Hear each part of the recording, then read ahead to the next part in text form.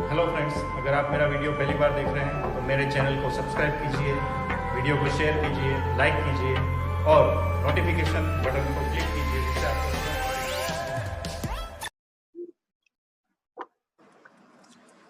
Hello friends, मैं रसेश रही। आज से पहला वीडियो स्टार्ट कर रहा हूँ मैं ऑब्जेक्ट ओरिएंटेड प्रोग्रामिंग के बारे में, ओओपी, जिसे हम उप्स भी कहते हैं। जो लोग प्रोग्रामिंग करते हैं वो लोग जानते हैं ऑब्जेक्ट ओरिएंटेड प्रोग्रामिंग। तो क्योंकि आजकल जो भी प्रोग्रामिंग होता है मार्केट में, तो सब चीज़ ऑब्जेक्ट ओरिएंटेड प्रोग्रामिंग के थ्रू ही होती है। तो ये बहुत ही इम्पोर्टेंट चीज़ है। तो मैं आपको इजी लैंग्वेज में, हिंदी में ये पूरा वीडियो बनाऊंगा और आशा है आप लोगों को अच्छा लगेगा। तो स्टार्ट करते हैं हम ऑब्जेक्ट ओरिएंटेड प्रोग्रामिंग। ठीक है, ऑब्जेक्ट ओरिएंटेड प्रोग्रामिंग नाम से जैसे हम मालूम पड़ता है हमको कि ऑब्जेक्ट, कोई भी ऑब्जेक्ट होता है उसको लेकर उसके ओरिएंटेड प्रोग्रामिंग की जाती है, तो उसे ऑब्जेक्ट ओरिएंटेड प्रोग्रामिंग कहते हैं। ये जो ऑब्जेक्ट ओरिएंटेड प्रोग्रामिंग कंसेप्ट है पूरा, ये रियल वर्ल्ड से लिया हुआ है। रियल वर्ल्ड मतलब हमारे आसपास जितनी भी चीजें हैं, ठीक है, उनको हम ऑब्जेक्ट कह सकते हैं। तो उसको ध्यान में देते हुए ये कंसेप्ट है पूरा प्रोग्रामिंग के अंदर अप्लाई किया है पूरा। तो इसी को ऑब्जेक्ट ओरिएंटेड प्रोग्रामिंग कहा गया है। तो देखिए, object oriented programming is a computer programming in which programmers can define the data type. Data type क्या है? प्रॉपर्टीज, जो हम वेरिएबल डिक्लेयर करते हैं, कोई भी किसी भी चीज के लिए कोई वैल्यू देते हैं तो उसे प्रॉपर्टीज कहते हैं। And also the functions, behaviours भी कह सकते हैं उसको। फंक्शन मतलब उसकी फंक्शनलिटी क्या है, that can be applied to the data structure. तो जो प्रॉपर्टीज और फंक्शंस हैं उनका जो कलेक्शन होगा उसे हम डेटा स्ट्रक्चर कह सकते हैं, कि हमारे पास एक डेटा आ गया है। The data structure becomes an object that includes both data and functions. जो डेटा स्ट्रक्चर हमारा बना उसे हम ऑब्जेक्ट कह सकते हैं, जो कलेक्शन है किस चीज का? डेटा और फंक्शंस का, प्रॉपर्टीज और फंक्शंस का। तो देखिए, सबसे पहले हम वापस जाते हैं रियल वर्ल्ड में। ठीक है, तो मैं पहले आपको पूरा बताता हूँ कि ये जो कॉन्सेप्ट लिया है वो रियल वर्ल्ड से लिया हुआ है। तो कैसे एग्जांपल के साथ हम देखते हैं। मान लीजिए कोई हमारे आसपास कुछ भी है, आप देखते हैं, जैसे हम बोर्ड पे लिखते हैं मार्कर से। ठीक है, तो मार्कर को हम कह सकते हैं एक ऑब्जेक्ट है। हम मोबाइल यूज करते हैं तो मोबाइल को कह सकते हैं हम एक ऑब्जेक्ट है। तो कोई भी चीज आपके आसपास है वो सब ऑब्जेक्ट है। किसी भी ऑब्जेक्ट को आप देखिए, उसके अंदर दो चीज होंगी। कोई भी ऑब्जेक्ट दुनिया का आप ले लीजिए, उसके अंदर दो चीज होंगी। एक तो उसकी प्रॉपर्टीज। प्रॉपर्टीज मीन, हम मार्कर का एग्जांपल देखते हैं तो मार्कर की प्रॉपर्टी क्या कह सकते हैं हम? तो मार्कर का कलर, मार्कर की कौन सी कंपनी की मार्कर है, तो ये सब उसकी प्रॉपर्टीज है। अब आता है दूसरा, फंक्शन। किसी भी ऑब्जेक्ट में प्रॉपर्टी के साथ उसका फंक्शन भी होता है। तो मार्कर का फंक्शन क्या हो सकता है कि भाई हम मार्कर से लिख सकते हैं बोर्ड पर। ठीक है, तो ये उसका फंक्शन है, फंक्शनलिटी है उसकी। दूसरा एग्जांपल देखते हैं, मान लीजिए कोई कार है। ठीक है, कार है तो वो एक ऑब्जेक्ट है। कार की प्रॉपर्टीज कौन कौन सी हो सकती हैं? तो कार का कलर, कौन सी कंपनी की कार है, मॉडल क्या है, ठीक है, ये सब उसकी प्रॉपर्टी है। उसका फंक्शन क्या है? तो कार चलती है। ठीक है, चलना उसका फंक्शन है। कार पीछे रिवर्स में जाती है तो रिवर्स होना उसका फंक्शन है। ठीक है, तो इस तरह से किसी भी ऑब्जेक्ट को लेकर उसको प्रोग्रामिंग में पूरा अप्लाई किया है, तो उसी कंसेप्ट को हम कह सकते हैं ऑब्जेक्ट ओरिएंटेड प्रोग्रामिंग। आगे इसमें मैं एग्जांपल भी दूंगा आपको, कार का ही एग्जांपल है तो आपको अच्छी तरह से समझ में आएगा। उसके बाद देखिए, OOP allows us to think of the data in our program in terms of real world object with both properties and behaviors। तो मैंने आपको कहा ऐसे कि OOP है वो पूरा रियल वर्ल्ड के ऊपर, रियल वर्ल्ड से लिया हुआ, पूरा अप्लाई किया हुआ कॉन्सेप्ट है, जिसके अंदर प्रॉपर्टीज और बिहेवियर दोनों है। These objects can be passed around throughout our program। तो जो ऑब्जेक्ट है, जो हमने पूरा डेटा स्ट्रक्चर बनाया है, उसको हम एक ऑब्जेक्ट बना लेते हैं, जिससे अब हमको पूरा प्रोग्रामिंग ऑब्जेक्ट थ्रू कर सकते हैं उसको। ठीक है, आगे मैं आपको एग्जांपल बताऊंगा तो ज्यादा क्लियर होगा आपको। उसके बाद देखिए, एग्जांपल मैंने आपको कार का दिया, उसी एग्जांपल को मैंने यहाँ लिया है। जैसे कार है तो उसकी प्रॉपर्टीज कौन कौन सी है? तो कि कलर उसका और मॉडल। ठीक है, बिहेवियर मतलब फंक्शंस क्या है उसके, तो स्टार्ट होती है कार, स्टॉप होती है, ड्राइव होती है और रिवर्स होती है, ठीक है, ये सब उसके फंक्शंस हैं। देखिए अब इसी चीज को, इसी रियल वर्ल्ड एग्जांपल को हम प्रोग्रामिंग के अंदर लेते हैं, तो देखिए कैसा प्रोग्राम बनता है। एक मैंने कार का प्रोग्राम लिया है, तो यहाँ पर देखिए अभी खाली प्रोग्राम को देखिए, अगर आपको नहीं समझ में आए प्रोग्राम वो आगे समझ में आ जाएगा, अभी सिर्फ मैं आपको समझा रहा हूँ। ऑब्जेक्ट ओरिएंटेड प्रोग्रामिंग में हर चीज आपको एक क्लास के अंदर लिखनी पड़ती है, क्लास होता है, क्लास बनाना पड़ता है, उसके अंदर हम प्रोग्रामिंग करते हैं, तो उसी का ऑब्जेक्ट क्रिएट होता है। अब यहाँ पर एक कार का एग्जांपल लिया है, तो मैंने क्लास बनाया है कार नाम का, ठीक है, कार नाम का क्लास बनाया है, उसके अंदर मैंने प्रॉपर्टीज डिक्लेयर की है कार की। तो देखिए लिखा है मैंने private string, string data type है, और कलर, ठीक है, कार का कलर कौन सा होगा वो उसकी एक प्रॉपर्टी हो गई। उसके बाद है स्ट्रिंग मॉडल, कार का मॉडल नंबर क्या होगा वो उसकी एक प्रॉपर्टी हो गई। उसके बाद स्ट्रिंग मेक ईयर, तो कौन से साल में बनी है वो कार, तो उसका ये उसकी प्रॉपर्टी हो गई। फ्यूल टाइप, कौन से फ्यूल टाइप की है वो कार, पेट्रोल है, सीएनजी है, तो ये इसकी प्रॉपर्टी हो गई। उसके बाद मैंने दो फंक्शन बनाए हैं, तीन फंक्शन बनाए हैं। पब्लिक वॉइड स्टार्ट, कार की फंक्शनलिटी क्या क्या होती है, स्टार्ट, स्टॉप, एक्सेलरेट, ये मैंने तीन फंक्शन बनाए हैं। ये सिर्फ एग्जांपल के लिए फंक्शन प्रोग्राम बनाया है कि आप अगर कार का कोई प्रोग्राम बनाना हो तो कैसे बना सकते हैं, ठीक है।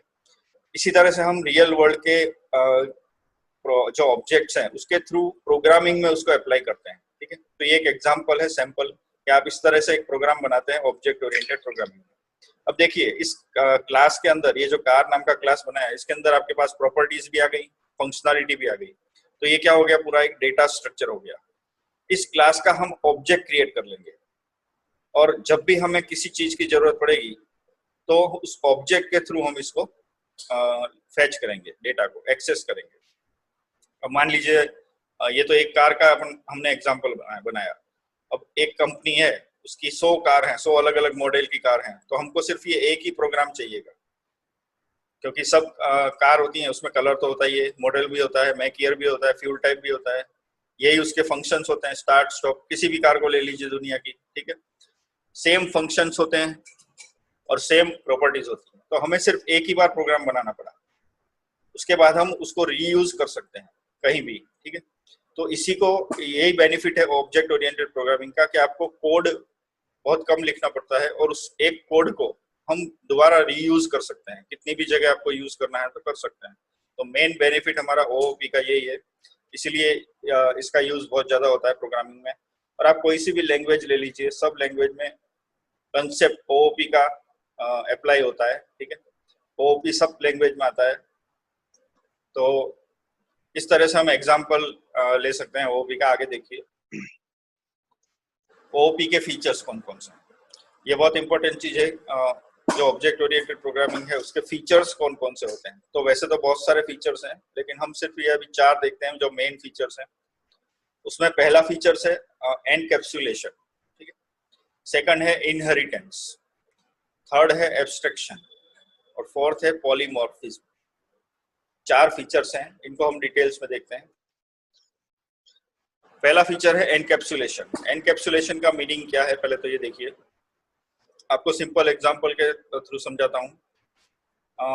हम किसी डॉक्टर के पास जाते हैं, डॉक्टर आपको कोई बीमारी बताता है, उसके लिए वो 10 अलग अलग टाइप की दवाएं देता है, हमको गोलियां देता है, और डॉक्टर चॉइस पूछता है हमसे कि आप ये 10 गोलियां हैं वो अलग अलग लेंगे, आपको एक कैप्सूल दूं जिसके अंदर ये 10 गोलियां आ जाएंगी, तो आप कैप्सूल लेंगे।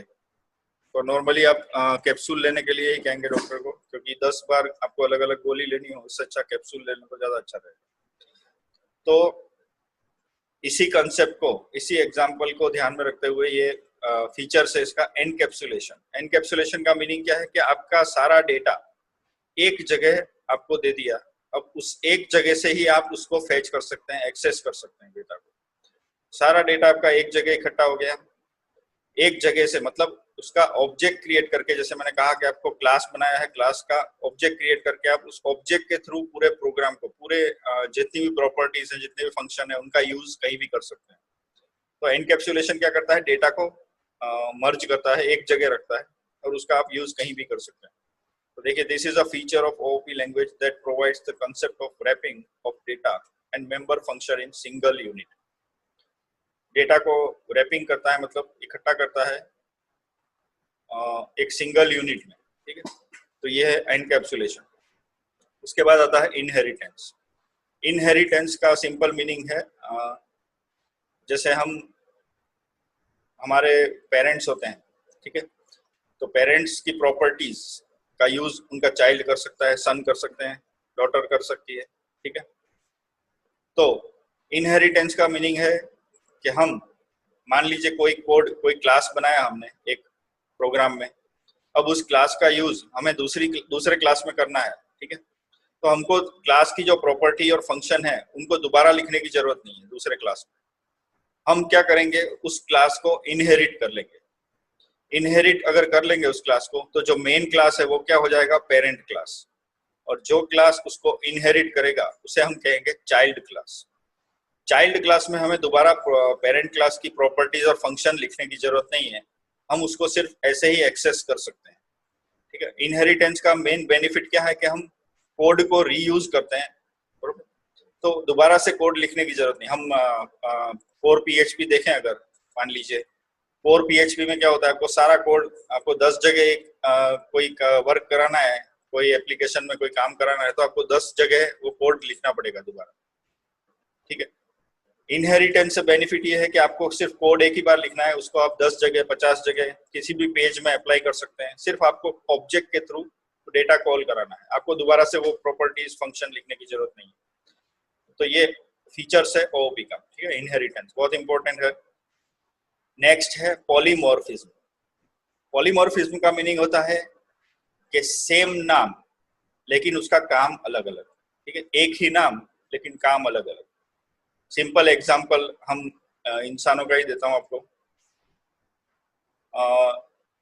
कोई स्टूडेंट है, जैसे कोई क्लास में पढ़ता है स्टूडेंट, तो जब वो कॉलेज आता है, नाम तो उसका एक ही है, ठीक है। कॉलेज आता है तो वो किस तरह से आता है, एक स्टूडेंट्स की तरह से पढ़ाई करने के लिए। जब घर पे जाता है तो वो किसी का सन होगा, किसी का भाई होगा, ठीक है। तो वो इस तरह से रहता है घर पर। अपने दोस्तों के पास जाता है तो वो अपने दोस्त की तरह रहेगा, ठीक है। अलग अलग, मतलब उसका माइंड अलग तरह से चलेगा, उसका बिहेवियर अलग टाइप का हो जाएगा। नाम तो एक ही है, पर्सन तो एक ही है, लेकिन उसका बिहेवियर अलग अलग हो गया। तो सेम कंसेप्ट है पॉलीमॉर्फिज्म। पॉलीमॉर्फिज्म में क्या होता है, जैसे मेथड ओवरलोडिंग आपने सुना होगा। मेथड ओवरलोडिंग में क्या होता है कि हम एक क्लास में अलग अलग फंक्शंस बनाते हैं, लेकिन नाम एक ही होता है फंक्शन का। जैसे मान लीजिए मैंने एक फंक्शन बनाया XYZ, ठीक है। एक क्लास के अंदर मैंने एक फंक्शन बनाया XYZ, दूसरा फंक्शन बनाया उसका नाम भी मैंने दिया XYZ, तीसरा फंक्शन बनाया उसका नाम भी दिया XYZ। तो मैं क्या ऐसे बना सकता हूँ? बिल्कुल बना सकता हूँ, लेकिन उसके लिए मुझे क्या करना पड़ेगा, उसमें अलग अलग पैरामीटर पास करने पड़ेंगे। जैसे एक फंक्शन मैंने बनाया XYZ, उसमें मैंने कोई पैरामीटर पास नहीं किए। दूसरा फंक्शन बनाया मैंने XYZ, उसके अंदर मैंने एक पैरामीटर पास किया, एक वेरिएबल पास किया। तीसरा बनाया, उसके अंदर मैंने 2 वेरिएबल पास किए, 2 पैरामीटर पास किए। इस तरह से मैं बना सकता हूँ। उससे क्या होगा, जब रन टाइम मैं उस फंक्शन को कॉल करूंगा XYZ को, और अगर मैंने रन टाइम पे उसके अंदर कोई वैल्यू पास नहीं की, तो प्रोग्राम को मालूम पड़ जाएगा कि जिस फंक्शन के अंदर, क्लास के अंदर जिस फंक्शन में कोई वैल्यू पास नहीं हुई है, वो फंक्शन मुझे कॉल करना है। मान लीजिए मैंने एक वैल्यू दी, तो प्रोग्राम को पता चल जाएगा कि मैंने एक वैल्यू दी है, तो मुझे जो एक वाला पैरामीटर पास किया है मैंने फंक्शन में, जिस फंक्शन में एक पैरामीटर पास किया है, उस फंक्शन को कॉल करना है, ठीक है। तो पॉलीमॉर्फिज्म का मीनिंग है नाम एक काम अनेक, ठीक है। सिंपल ये याद रखना है आपको। और लास्ट में है एब्स्ट्रैक्शन। एब्स्ट्रैक्शन का मीनिंग होता है हाइडिंग, कुछ हम छुपाते हैं किसी से, ठीक है। तो कोडिंग में ये बहुत जरूरी चीज है, बहुत ही इंपॉर्टेंट चीज है। इसका एग्जांपल आपको दूं, मान लीजिए आप एटीएम में गए पैसे निकालने के लिए, ठीक है। आपने अपना पिन नंबर डाला। पिन नंबर डालने के बाद क्या होता है, आपको अपने पैसे मिल जाते हैं और आप चले जाते हैं वहां से। लेकिन आपने पिन डाला, उसके बाद क्या प्रोसेस होती है वो आपने देखी, दिखती है आपको सामने स्क्रीन में? नहीं दिखती है। क्यों? क्योंकि वो सारी प्रोसेस इंटरनली होती है। सिर्फ पिन डालने से आपके पैसे नहीं निकल रहे हैं। पिन डालने के बाद वो पूरा जो प्रोसेसिंग है वो सर्वर पे जाता है चेक करने के लिए कि आपका पिन सही है या नहीं। अगर आपका पिन सही नहीं होगा तो आपको तुरंत मैसेज आ जाएगा कि आपने गलत पिन डाला है। तो बैकग्राउंड का जो प्रोसेस है वो यूजर के लिए हाइड किया हुआ होता है। यूजर से उसको कोई मतलब नहीं है। उसका यूजर को दिखाने की जरूरत नहीं कि वो पिन चेक करने कहाँ जा रहा है, सही है या नहीं। वो सब प्रोसेसिंग यूजर को उससे कोई मतलब नहीं है। यूजर को तो उसके पैसे चाहिए, वो पैसे निकाल के अपना काम करके चला जाएगा। ठीक है, तो एब्स्ट्रैक्शन से हम क्या कर सकते हैं, डेटा हाइड कर सकते हैं। कोई भी ऐसा डेटा हो इंपॉर्टेंट जो यूजर को दिखाना नहीं है, सिर्फ उसको आउटपुट दिखाना है, तो इस तरह का डेटा हम उससे हाइड करते हैं, तो उसे कहते हैं एब्स्ट्रैक्शन। ठीक है, तो ये 4 फीचर्स हैं मेन ओओपी के। तो इस वीडियो में हम इतना ही देखेंगे। आगे नेक्स्ट वीडियो में आपको बताऊंगा ओओपी के अलग अलग जो कंसेप्ट हैं, मेथड्स हैं, उसके बारे में हम जानेंगे। ठीक है, तो अब रेगुलर इस ओओपी के आपको अलग अलग वीडियो देखने को मिलेंगे। तो आशा करता हूँ आपको ये वीडियो अच्छा लगा होगा। धन्यवाद, नमस्कार।